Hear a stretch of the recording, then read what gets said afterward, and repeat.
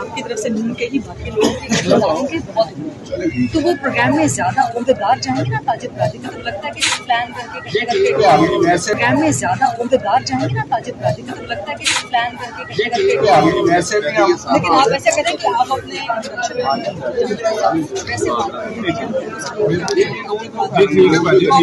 है काम की मोटरवे बनाई, सड़कें बनाई, पुल बनाए, महंगाई उस दौर में चले जाए आम मुआशी दौर में कि पेट्रोल जो था वो 65-64 रुपये था, और जब 2.5-3 साल किसी और ने हुकूमत की नाम नहीं दूंगा तो आप देख लीजिए पेट्रोल कहाँ से गरीब आदमी किसके रह गया। मैं कहता हूँ कि नवाज शरीफ आएगा, गरीब आदमी को रिलीफ मिलेगा। नाज़रीन, इस वक्त पाकिस्तान का प्राइम टेलीविजन, पाकिस्तान का मीडिया मुकम्मल तौर पर कंट्रोल तो है ही है, मैनेज है, लेकिन साथ साथ एक बाकायदे से प्रोपेगेंडा पाकिस्तानी टेलीविजन के जरिए, मुख्तलिफ न्यूज चैनल्स के जरिए बाकायदे से चलाया जाता है। बड़ी खबर यह है पाकिस्तान का मीडिया किस तरह से कैंपेन चलाता है। गरीदा फारूकी साहबा ने कल सर्वे किया पिंडी का। अब लोग ज़ाहिर है इन सब के पीछे लोग पहचान गए, लोग जानते हैं लोगों को।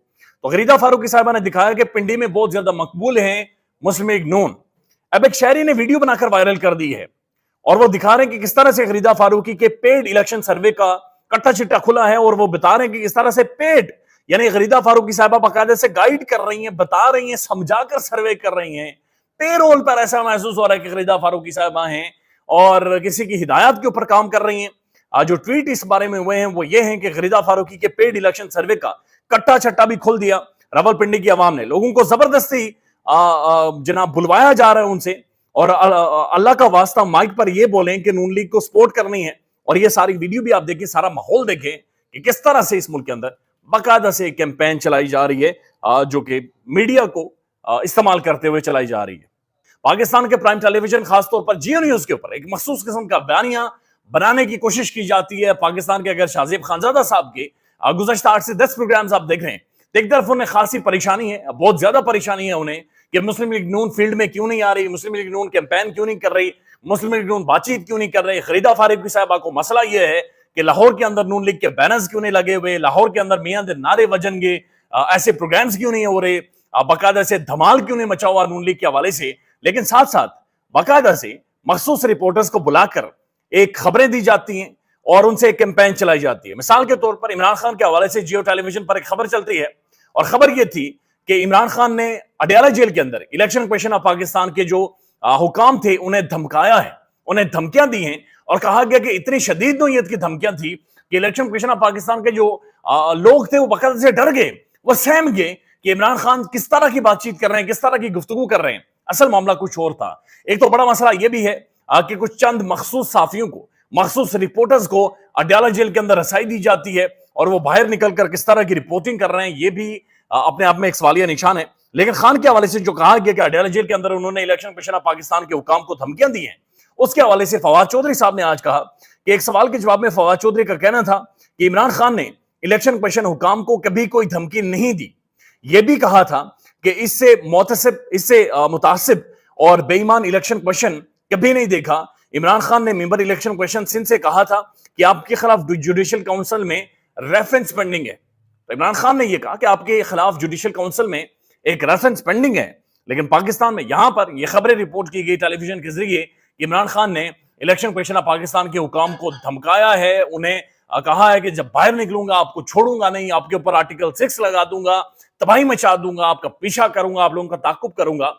बाकायदा से कैंपेन है जो कि पाकिस्तान के प्राइम टेलीविजन के जरिए चलाई जाती है। और फिर शाहजेब खानजादा साहब के शो में मखसूस किस्म के लोगों को बुलाकर बार बार ये पूछना कि क्या काजी फाइज ईसा साहब के खिलाफ या सुप्रीम कोर्ट के खिलाफ भी एक कैंपेन चलाई जा रही है। और मुख्तलिफ लोगों का यह कहना कि बाकायदा से मुख्तलिफ ट्विटर अकाउंट्स एक्टिव होते हैं और काजी फाइज ईसा साहब के खिलाफ एक मुहिम चलाई जाती है। हालांकि काजी फाइज ईसा साहब लाइव प्रोसीडिंग करते हैं, टेलीविजन पर लाइव चलता है और उसके ऊपर अवाम अपनी राय देती है, लेकिन उसे भी एक मुहिम काजी फाइज ईसा साहब के खिलाफ चलाने के हवाले से बाकायदा से टीवी से रिपोर्ट करता रहा।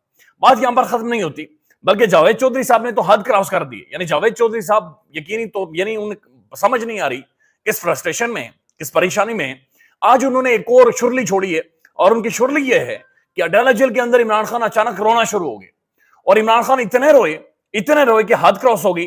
अदालत को अपनी समाअत रोकनी पड़ी, जज साहब चले गए, हालात वहां पर बड़े सोगवार हो गए और माहौल बहुत ज्यादा खराब हो गया। जावेद चौधरी साहब जिस तरह की बातचीत कर रहे हैं, इससे पहले मुराद सईद के बारे में ये कहते रहे कि ये जाकर बाथरूम में टूटियां ऑन कर लेते हैं और उस चीज से उनकी लोकेशन ट्रेस नहीं होती। उससे पहले ये क्रेडिट लेते रहे कि इमरान खान के बेडरूम में खासतौर पर बुशरा बीबी अपने बेड के नीचे कहां पर तावीज रखती हैं और कहां पर राख रखती हैं।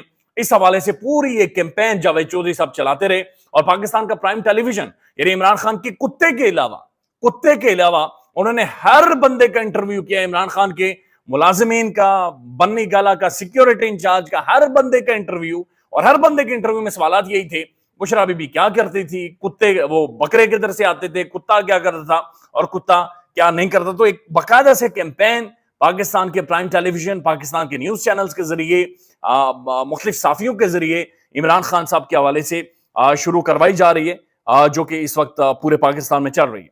साथ साथ एक और बड़ी इंटरेस्टिंग दो कमेंट्स हैं।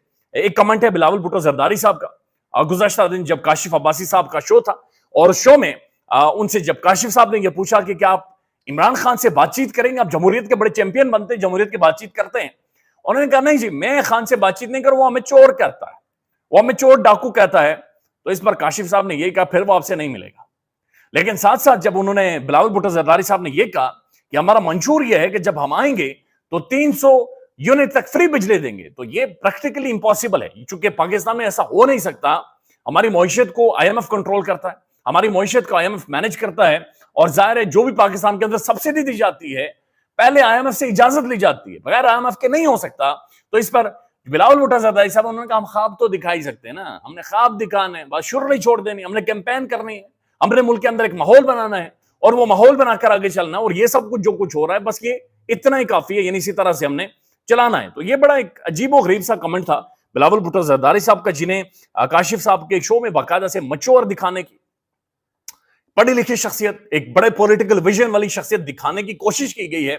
और ऐसा इंटरव्यू हुआ है कि जो काशिफ साहब के सवालात मेरे ख्याल में थोड़े बेहतर होते हैं। जब भी काशिफ साहब प्रोग्राम करते हैं, किसी का इंटरव्यू करते हैं, उनके सवालात बहुत बेहतर होते हैं, लेकिन इस दफा थोड़ा सा बैकफुट पर काशिफ साहब भी खेल रहे थे। तो ये क्या मामला है, ये हमारी समझ से बाहर है।